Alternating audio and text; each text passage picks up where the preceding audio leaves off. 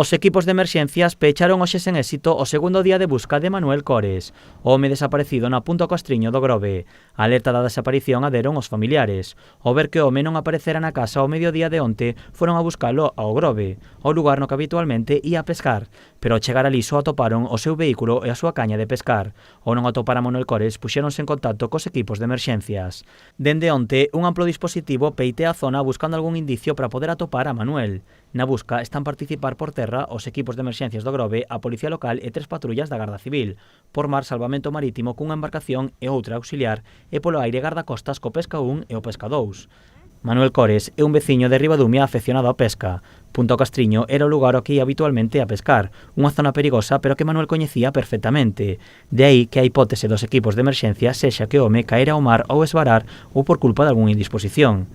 A familia de Manuel tamén está participando nas tarefas de busca por terra. Xunto cos equipos de emerxencias peitearon estes 2 días toda a costa entre a Praia do Carreiro ata a Batería. As tarefas de busca continuarán mañá a partir das 8:30.